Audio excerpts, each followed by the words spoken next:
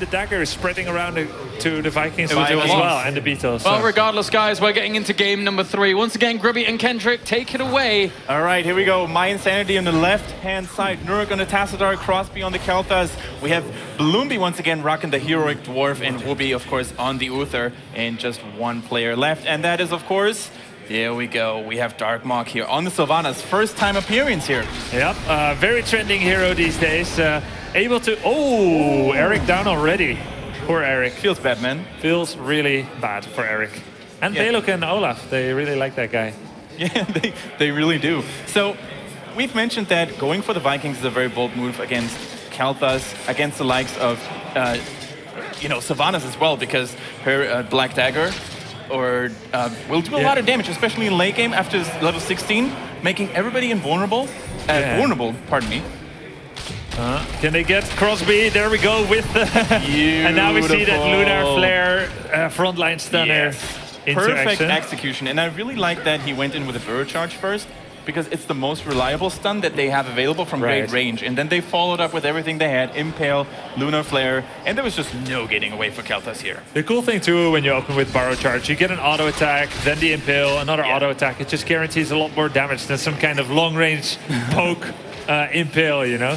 So Hazops here with Balog, sneaking in the top lane, trying to soak as much as possible. I like what they're doing here. It's like Vikings 1 per lane. Eric got taken out though. Yeah. But he did soak as much XP as he needed to. And then roaming with 4 to get the kills. Yeah, and you can really see that Whoopi is trying to go all in here, using the Blast Hammer and the Holy Radiance to deal as much damage as possible. And now with the temples available though, it's going to remain to be seen whether Team ROCCAT wants to go for aggression here, or if they want to remain calm and soak while struggling for temple. I think they need to be aggressive with this comp. Okay, here we go. Nice stun chain once again, and down goes Uther. But look at Darkmok at the bottom on Sylvanas there. Has been very good unopposed point. for a while already. Took down 1 tower, is going to get a second one. Very good point. Playing Vikings against Sylvanas sucks. Like, you keep taking that poison damage too, you saw that one? Yeah. So, Team ROCCAT at least controls top temple here for a while. Now they're rotating towards middle, controlling the middle temple, and that's at least something that goes well for them. But in terms of XP, you could really see that the tower kills early on for Sylvanas did a lot of work. Yeah. And of course, as well, the temple control now in top. But here we have the 4-man roaming squad coming up again. Anubrak with the backstab. Now joining the lane. It's a 4 versus 3 here for 1/3 actually, if you count the Viking. You see the Mercenary Lord, by the way, for the Vikings. With Bribe. Pretty cool. Very interesting. And look at that. Anubrak going for the Underking. Yeah. -2 seconds on the Burrow Charge, as well as increasing the range. I wonder if he's going for Epicenter I am level 16. pretty sure about that. I mean, we can clearly see that we're not going for a Beetle build. Wouldn't really make much sense against Kel'Thas anyway. So instead relying on that crowd control heavy build, which is a lot harder to play in my opinion, because you have to land your skills in order to be effective. Sure, yeah. But yeah, you don't take Legion of Beetles against Sylvanas and Kel'Thas.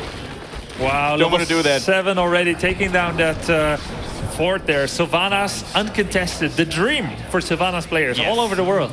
Exactly, and you could really see how much Darkmok has been doing here. Lunar Flare not hitting this time. Nurk, using Dimensional Shift to get out of harm's way just in time. You can kill a Tassadar like that, but all the stuns have to be unbroken. Yes. If there's even just a millisecond left for him to escape, he's going to slip away. Now we have, doing the Bruiser Camp a little bit early here. So normally, teams actually shifted from waiting until 4 minutes or 4 minutes 10 to clearing them a lot quicker. Why do you think that is? It's actually a good question. I mean, normally the team who gets the top temple first has a major advantage during the second one then. Because it will kill off the fort eventually. Well, now they're just capping it early. The counter strategies must be too powerful. So, everyone just captured it quickly. But the problem is for Team ROCCAT, My Insanity is clearing that. They killed the entire Bruiser Camp and now pushing in with 3 people, including a Sylvanas. 4 people, actually. Wow. And they prioritize, getting the Siege Giant camps and leaving their Bruiser Camp die on top. But very good pickoff. Yeah, those are going to kill a tower from the back, right? Yeah. The Siege Giants at the bottom left, but they suffered much losses. Yeah. And, Sylvanas now actually being supported by the rest of her team. And there we go. Now an engagement coming in. Red X taking quite a lot of damage. But Sonya, using Whirlwind to get back into good shape. no major commitment here because the second temple on the bottom half of the map is going to spawn very, very soon. Yeah, we have that tower taken down, some minions actually. This is actually XP lost for Team ROCCAT. Yes, exactly. These minions are not giving XP. So this is sort of counterproductive because you want to soak as much with the Vikings as possible. It's a whole wave gone. That's one hero takedown equal. The Siege Giants were actually doing what they're supposed to do, but this time it wasn't actually good for them. It was a little bit of a double-edged sword. As the stun combination there on Darkmok missed, so no kill there. They kind of needed that kill too. If they got it, they would have killed the fort and go to the bottom. But as it stands, they have to rotate already without that prize, that story to talk about.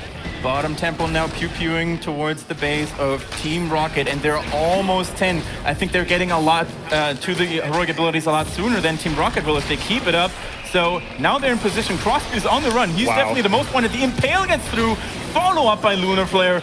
Wonderful execution and actually kind of nice. Yeah, I don't know exactly what happened there, how that led up to Crosby being there by himself, but it's a nice gank by Team ROCCAT, and they're just saying we're soaking all the lanes, we're giving you the temple, but we're doing vanilla push damage, getting this fort, getting the heroes. And let's take a look at the heroic abilities power here. Of the Vikings. Yeah, we see that, and we also see Cocoon on Anubarak. So, who do you think should be the the prime target here to be Cocooned? I guess you Cocoon Uther. Uther? Because otherwise he might actually just Divine Shield. Whoa, silence! Whoa, whoa. Oh, they still get Sylvanas, wow. That was a lot of damage coming from just Kael'thas Sylvanas. That's pretty scary. All of a sudden, the tides have turned. Team ROCCAT with the aggressive stun chains. Well, that's actually the playstyle that My Insanity wants to go for. Bloomby now. I'm so surprised that Bloomby jumping in there and getting Divine Shield to be safe, though. Was that actually worth it? I don't think so. You had to blow a long cooldown after the recent patch. Yeah. Divine Shield 90 seconds from now on. So it's worth it to save him, but he chased the Sylvanas was dead. He wanted to like hold them up. He figured there'll be follow-up soon and more kills, but they were held up by the minion wave. Yeah. But once again, I want to stress the fact that Team ROCCAT adapting and playing a style that we would have actually expected coming in from My Insanity. Yeah, My Insanity, Team Liquid, they play those kind of styles, but very cool to see that kind of roaming comp here from Team ROCCAT. XP is equal, even though the takedowns is 4 versus 1.25. That's because My Insanity was able to do more siege damage thus far. A bit more XP soak, ironically, against the Vikings. And you can see times and times again, you can never let Sylvanas do her thing. Yeah. If you let her push a lane, like they did in the early game on the bottom. That was an early game mistake. Yes. I mean, Hasselhoff's also doing a pretty good job with the Vikings nonetheless. I mean, the experience gap could have been maybe a little bit bigger if, for example, they weren't so sloppy with the Siege Giants early on. But well, I mean, the Giants did it themselves, right? But overall, still a good lead here, a very comfortable lead for Team ROCCAT. Now, the next temples are going to be activated here in 10 seconds. I think the Cocoon is to put... Yeah, the Cocoon is 100% meant for Uther. Yeah. Except like in skirmishes where you'll just do it on whoever is best at the time. Yeah. You take your Uther, there's no cleanse and no Divine Shield, so your stun target will die. Also, except for Sylvanas, they don't really have a lot of good basic attack heroes, that can clear them very quickly. Yeah, Sylvanas does it pretty quickly with the dagger. Yeah, exactly. But that's it's pretty just, much the only I think the Cocoon lasts for like, what, is it 6 seconds? Even if it's 1 or 2, that's enough to prevent the timely Divine Shield. Yeah.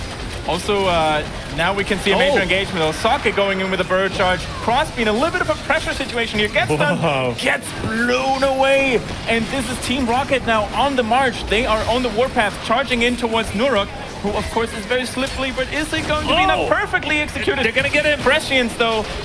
Not enough. Wow. Tassadar failed to escape here, so nice. And this couldn't be at a better moment, right? The temples are still firing. With the Vikings, they can hold the temple and push at the same time. And top lane taking a lot of damage. Now the temple is shooting towards bottom. The really sick thing about that was that Olaf solo took the temple, even as the other two Vikings were joining the fight. So sick. They get that whole wall. They have a full level lead. Wonderful sets of kills there. And Anubarak there truly being the Spider King there as he saved one little morsel for later. And they killed Kael'thas first and then finally came around to Sylvanas. Even the Divine Shield wasn't enough to Well, actually, Sylvanas, I think, got saved, right? It was Tassadar who died in the end. Tassadar died in the end, even though he had prescience at the ready. It still wasn't enough. With level 16, he would have gotten away, you know, the deep shift. Yeah. Very good to save him in that kind of situations, but 15 against 14 now. My Insanity definitely not out of this just yet. Their comp can still work. If Sylvanas gets maybe a little bit more damage to buildings done, they need to fight a little bit more about objectives in general. Also, boss hasn't been touched yet. I think that's always a nice point to keep in mind. Let's keep it that way, because the teams are too equal right now. Definitely. And that's the beautiful thing about maps with boss. We can always see a throw pit at some point. Fun for the casters, not that fun for the losing team.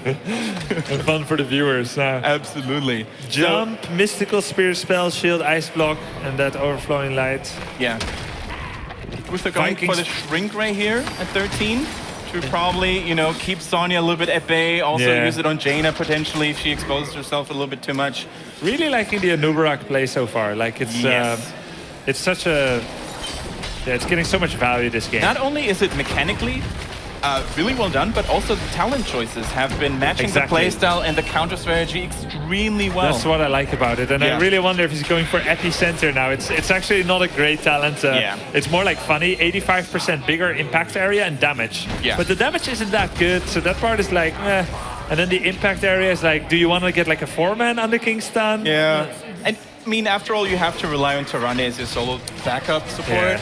So, you know, Blood for Blood, pardon me, is actually a good source of actually keeping yourself alive for a little bit longer. Exactly, and a little bit of extra burst. Now, Impatience is a virtual on Vikings. They're going to get more of their spells. Whoa, we're going for the boss here. Going for the boss, but Team Insanity, I mean, they're still busy defending, and look at all that concentrated focus damage on the boss. I think it's going to be enough. The Owl actually used as a scouting tool here, not always recommended because you tell the enemy where you are. Yeah, but they were so close to it already. Absolutely. They were almost done, so it was just to make sure that none of the enemy team would actually try to contest. Now look at this. Oh, wow. Darkmog with a fancy dash here. He's using his hunter. He's used the silence in that way just to save himself, even though he was already safe. Divine Shield, same thing, but Anubarak's taking a lot of heat. Okay, Blood for Blood wasn't enough. It could actually save him for a little bit there, absorbing or getting a nice chunk of HP, but now Grand Placetti, the next person to fall, and My Insanity, they are back. They are still hungry, and they want to win this series. But in the meantime, though... That was a great timing to fight for Team ROCCAT, whether or not they got the kill, because it diverted the attention away from the boss. Giants are coming in as well. Yeah. They've got the temple, they've got the mercenaries, and the boss pushing, so you could actually say that they tempted and baited Team My Insanity into a team fight here, and they made it look good for them, but in truth, they still got more XP than they would have from a one-team fight. Yeah, because they were a level ahead. They're still almost a level ahead. But they got the entire temple and the boss, so they got a keep out of it. Whereas if it was a full defense of the keep, they would have saved it probably. And if there's one battleground where taking down keeps is important, then it's Sky Temple, because the game is going to end eventually, because temples, they don't really care. They will just shoot at the next available building. Right. Yeah, that's true. That's true. Eventually, the objective will win the game for you. No more triple temple phases, though. That has been changed. That was always a bit crazy. Right, so 18 against 17. This is still a good time for My Insanity to make a comeback happen, because it's still a long way for the Storm Tier talent to kick in. Now Bloomby using the Dwarf Toss, going in against Socket, but of course Anubarak, although he's not the most resilient warrior there is, still pretty hard to take down. And he's got a great kit. Nice spear away there by Sonya, and the burrow charge impale away as well. Yeah. So during this, the Vikings are going to reposition themselves to the mid lane, getting that juicy minion wave there. And it's going to be an angry 5-man knock-knock joke here, as they want to attack here with Sylvanas against the towers. Vikings still not coming back. They think they can do it with 4 people. They have the defender's advantage. After a fashion, because Sylvanas is kind of taking that away. I mean, if Team ROCCAT manages to stall My Insanity long enough for the Vikings to maybe snatch another temple unseen, it could be very good. And not again. Catapults here in the bottom lane too, so... Now, Kel'Thas was going for the Vikings, but he got slowed down by the minion wave, got dismounted, and the Vikings are just going to use their spin to win to get the camp. Happens actually more frequently than you think it would. That you keep looking on the minimap or a different location, and from some angle, a minion dismounts you. I was like, oh, why am I so Why slow? Very close to level 20 here. Vikings took care of that with the additional shots here, taking down towers. This is the time to fight for My Insanity. Yes. If they want to make it happen, they want to clinch this series, which is at 1-1. Easier said than done, because look at Sneaky Haswebs. Look what he's doing. He's trying to be a nuisance with Eric and the Mercenary Lord Terran kicking in. Look at these empowered siege giants. So Sylvanas has been put on the defense duty. She hates that duty oh so much, but someone's got to do it, and it's got to be her. Yeah, and there Means we that go. more Temple is going to the Team Rocket. They got level 20. And now it's Team Rocket's time to capitalize on a double hardened shield here on the Nubarak and on Sonya. We also see Bolo Storm on Jaina. Of course, she wants to be very safe. And the improved Shadow Stalk here by Tyrande. Wow, 140% No Storm movement Shield, speed. exactly, yep. It's pretty cool, and we've also seen that longboat raid, the Rock and Roll coming in, and he's gonna use it right now. Yeah, I think Eric would have died there otherwise. Yeah, I think all three might have died, depending on his micro positioning. So the third escape for the boat.